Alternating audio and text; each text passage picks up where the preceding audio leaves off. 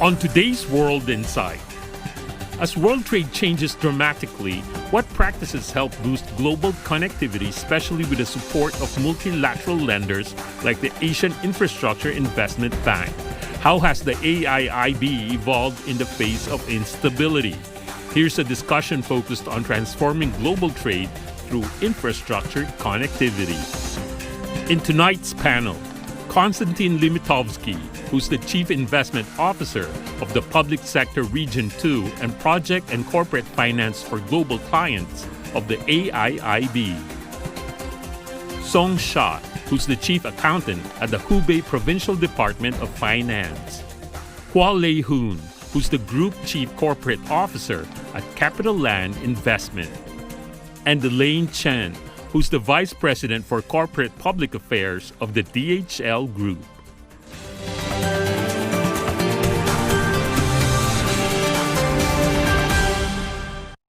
With the very complex global backdrop that we are all well aware of, the importance of infrastructure cannot be emphasized more. And as a result, how can we do this better? How do you think AIIB is positioning itself? What are you doing now in order to adjust to the current situation? Konstantin. I would say transformations and disruptions to the supply chains and the existing trade corridors has been happening for a long while already in the region. We were born in this region with this mission and mandate, where the lots of transformation already been going on, and the most recently, due to the geopolitical tensions and some wars, even wars in the region, it was exacerbated. I think that we're looking in the future and we see, in addition to geopolitical tensions continuing, we have trade wars and all that. This is not promising bright future as well. So Silk Road, we mentioned it many times, was disrupted and then eventually killed by the maritime transport, which was more efficient. Today we have a different trend or free emergence of this new old Silk Road in response to these disruptions. And we are among the other institutions which are trying to help with that. Let me mention that China-Europe Railway has completed 100,000 trips so far, up to the end of 2024, and linking 220 European countries and 100 countries in Asia, and transporting goods and close to $500 billion by now. And AIIB is supporting that important corridor with the several projects, including Zhengzhou. I know that, Tian, you just returned back from Astana, where 5 leaders plus 6 leaders, 5 plus 1, met in Astana to discuss the cooperation and further growth of the investments and intra-regional developments. So I would like to mention China, Kyrgyzstan, Uzbekistan Railway, which is a new corridor, been discussed for a long time. Last year, our #1 project was, there was a voting in AIIB on the best project of the year, Ragun project, which is the hydropower, 3.7 gigawatt, in Tajikistan, which would benefit directly Uzbekistan, Kazakhstan, and maybe in the future also Afghanistan. The transformative projects. This is something which AIIB is looking at, the transformative projects, bringing the electricity, green electricity, to the regional scale. And moving on to Hubei, another great example. I mean, you are an inland province, isn't it? Just like some of the inland countries, be able to function right now when the global trade backdrop is changing so much. I really want to know, you're the women in charge of money inside your province. So I want to ask you, how are you allocating the fiscal policy in order to support infrastructure, in order to support the real connectivity as an inland province? Please. 首先要讲湖北财政，我们首先要讲我们湖北省的这个简要情况。 In talking about Hubei's finance, I would like to give you an introduction of the province. First of all, we are located in the central part of China. We are at the hub connecting east to the west and north to the south. Traditionally, we are a hub connecting various provinces. We are accelerating the construction of Hubei as a pillar supporting the central rise of China. At the same time, in terms of transportation, we have 3 Silk Roads. Silk Road on the water, Silk Road on the rail, and Silk Road in the air. Moreover, we are promoting connectivity to the international trade. We hope Hubei could become a new highland as a transportation hub. From January to May, the import and export volume reaches 320 billion RMB, which is much higher than national average. Also, we have multimodal connectivity of land, river, and air, which has decreased the cost for logistics and increased efficiency at the same time. We have improved the coverage of modern logistics from Hubei, and this year we have witnessed fruitful results. Secondly, we are supporting our industry cluster to go global. Traditionally, we have some strong exports in some industries, although the figures could not be comparable with some coastal regions. We have nurtured the main body of the market, especially for optoelectronic, biopharmaceuticals, automobile, and chemical industry. Hubei has a lot of high-end and new technological demonstration zones, and we are using new technologies to facilitate the import and export of Hubei province. Moreover, we are actively involving in the due circulation of domestic and international economy. And Hubei is serving as a node in this due circulation because we have multimodal connectivity. For the Department of Finance of Hubei, we are regarding ourselves as a propeller and guarantee for China's opening up, and in the future, we will better utilize our platform. For the Department of Finance of Hubei, we are regarding ourselves as a propeller and guarantee for China's opening up, and in the future, we will better utilize our platform. We'll have platform plus corridor plus industry to better promote the logistics of Hubei province, as well as the multimodal connection of Hubei to the world. A lot of stuff, a lot of content, I have to say.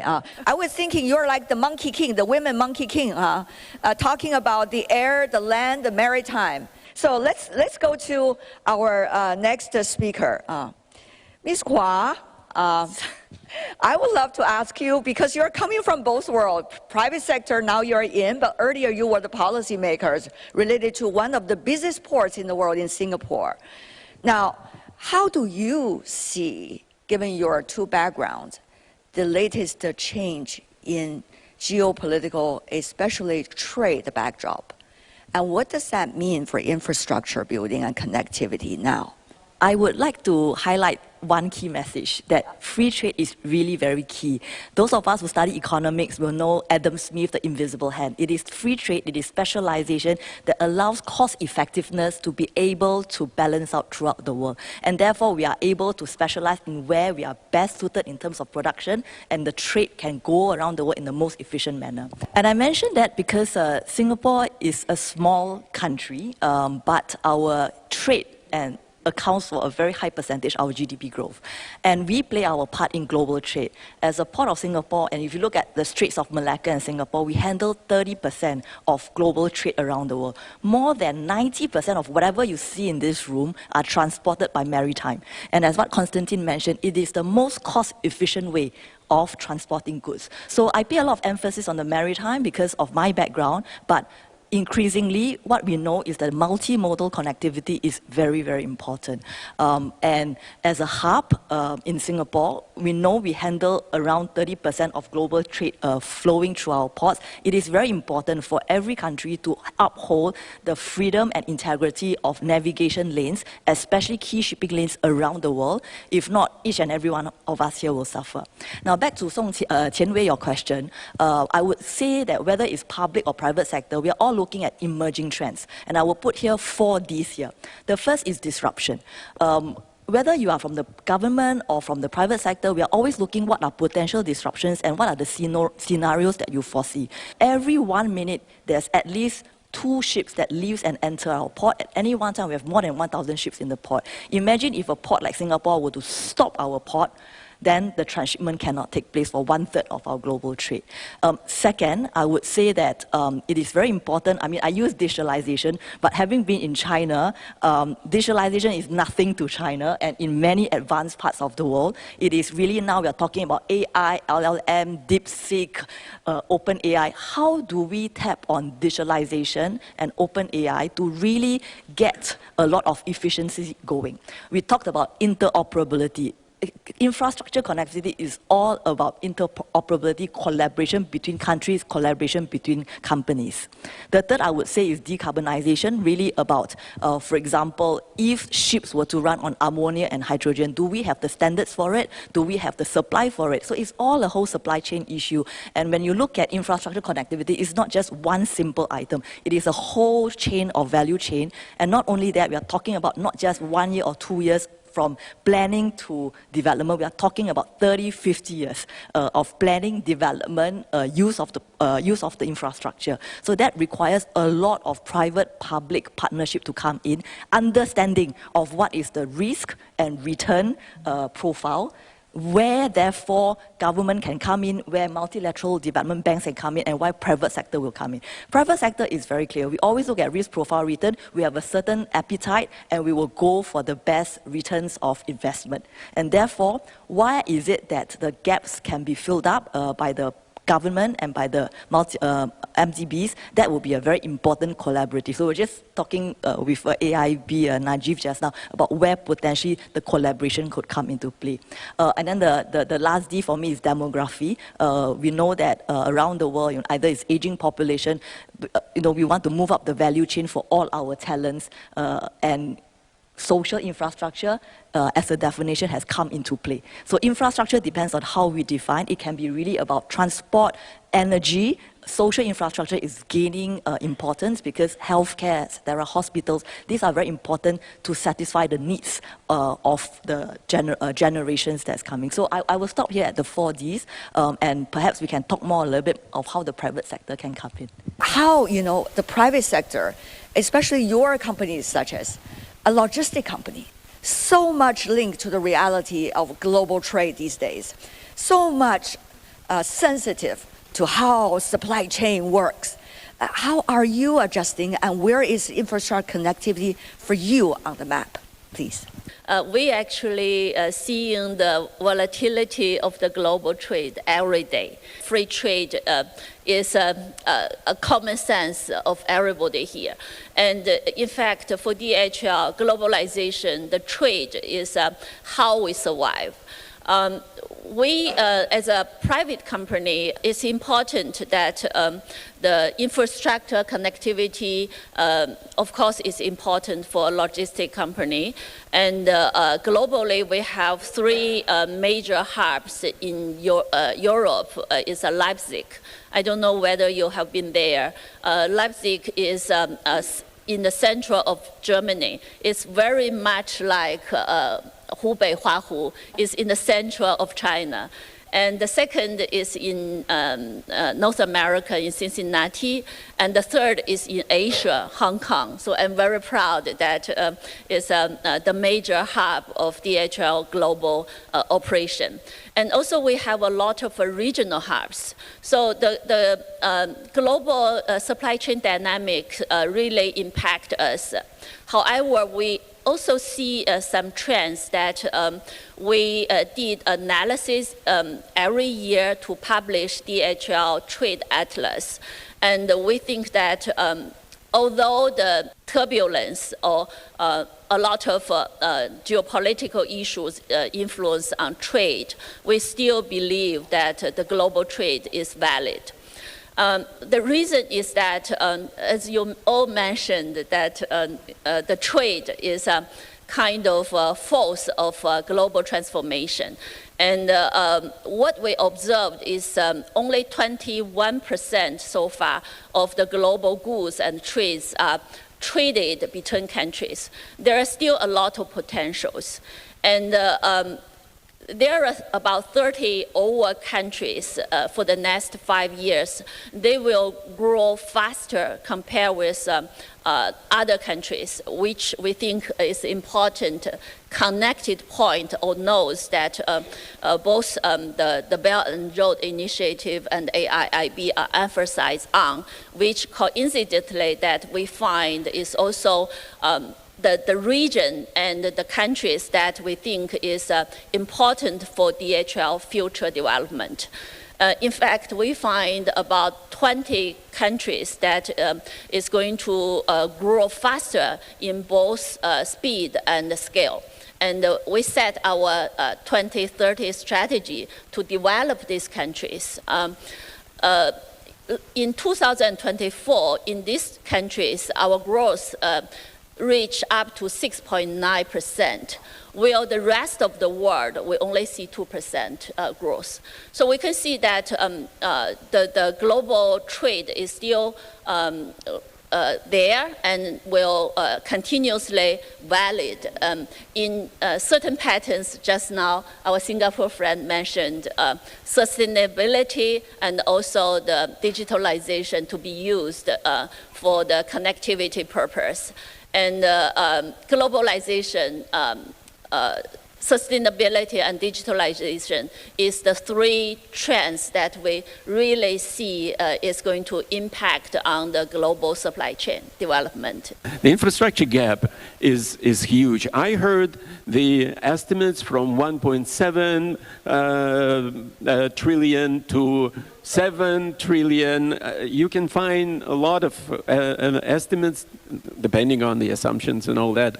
It's indeed impossible for the governments to shoulder all of this. And of course, IFIs with the percentage points in many markets of the share in the market a little bit bigger in the single percentages and the tens of percentage points in the emerging markets, what kind of role they can play.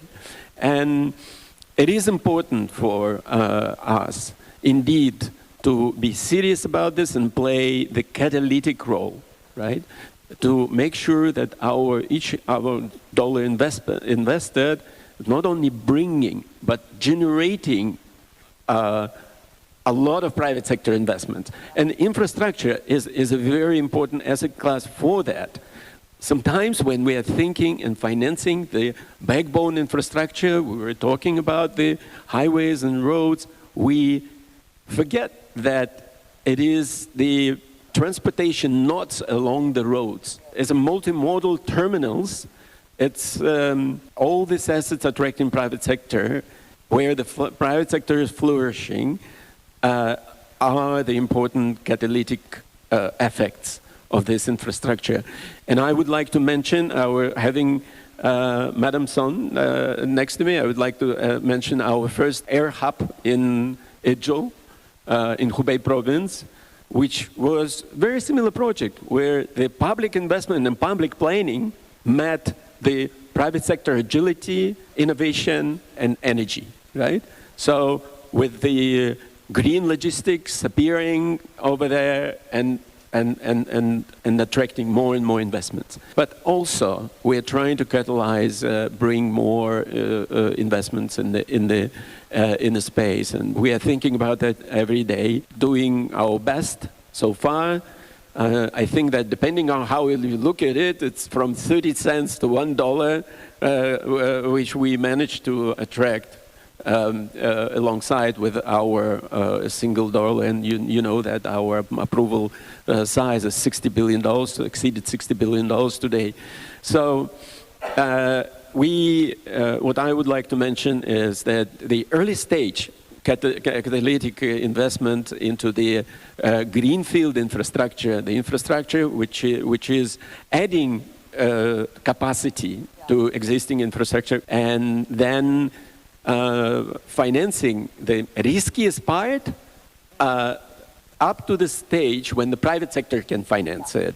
This is very important role for all the IFIs to play, and AIIB is thinking creatively in that respect. The other thing I would like to mention is the securitization of the existing loans. We had stock taking with our long partner from Singapore government, Bayfront, who we together, I would say, initiated the infrastructure securitization market.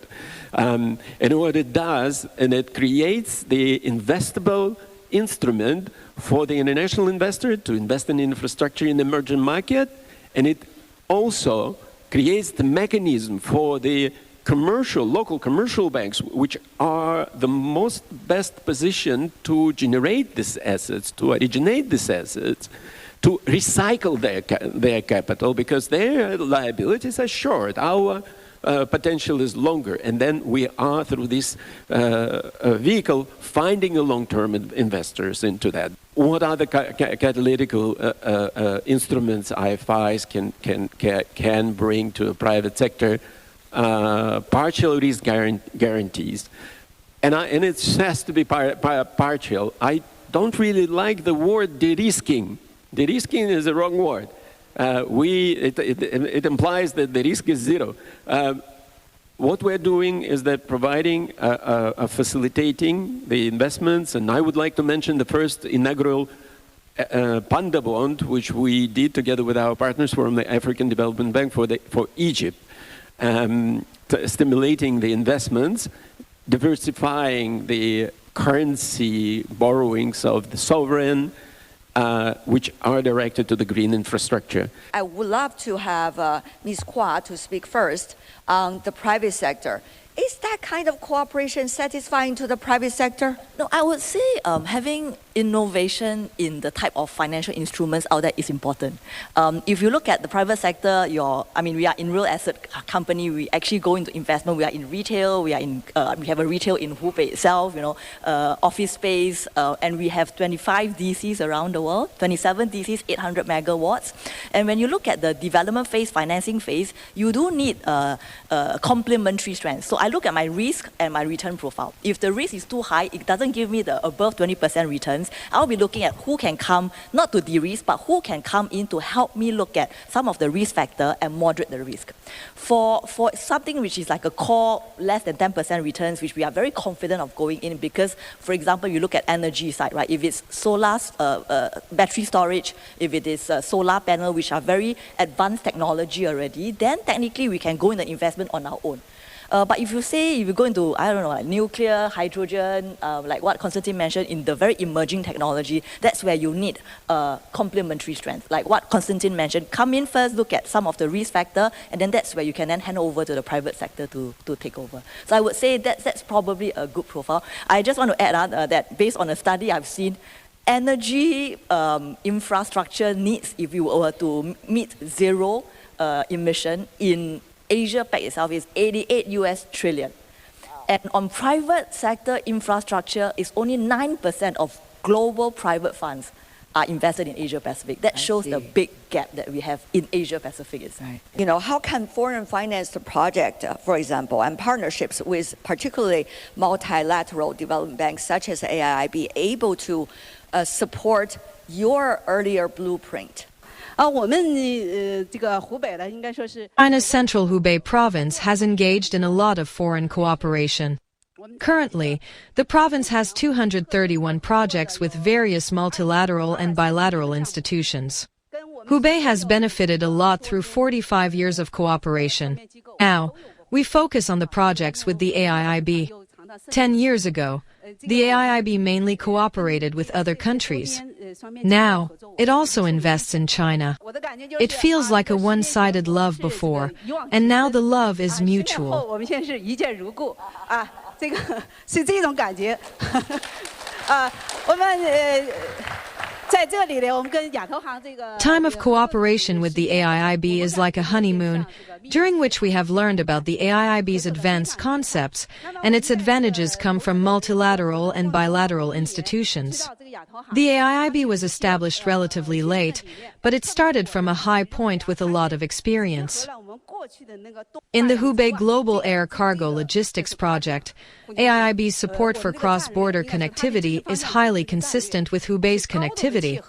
We share the same goals and accurate positioning in cooperation. Why don't we have every one of you 1 or 2 words with us to wrap up your thoughts and also to see what can be the potential. As a logistic service provider, we really rely on finance provider, infrastructure provider, government policy, and also we really hope that our customers, those industries, especially high-end industry, all of this can grow faster so that we have more business to do. So I think we are here to rely on every one of you to be connectivity point that we can grow all together. Policy stability, policy certainty is very important for any private sector investment. So I think there's a lot of collaboration. We hope to enter into honeymoon with AIIB soon as well. I sincerely welcome everyone to beautiful Hubei province. We hope there will be more projects. The local government is ready to meet your needs. Welcome to invest in Hubei. Over the period of 10 years, we delivered $60 billion to our clients. This generated, thank you. It's for all the AIIB. So this generated private sector investments in the area of $12 billion or $15 billion, depending how you look at it. But what I want to say is that we are remaining very humble. We would like to be the bank, to be praised like Madame Son said, and to bring not only money, but also our knowledge, our experience, not only our, but international best experience to the most distant villages in our member countries, making sure that they enjoy the permanent supply of electricity, water, transport, and most importantly, digital connectivity as well today.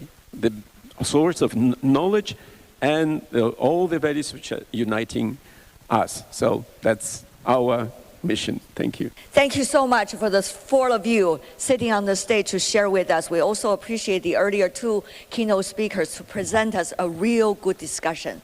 And I love what you're trying to do and what you are doing right now. Thank you. 谢谢大家，谢谢各位。Thank you.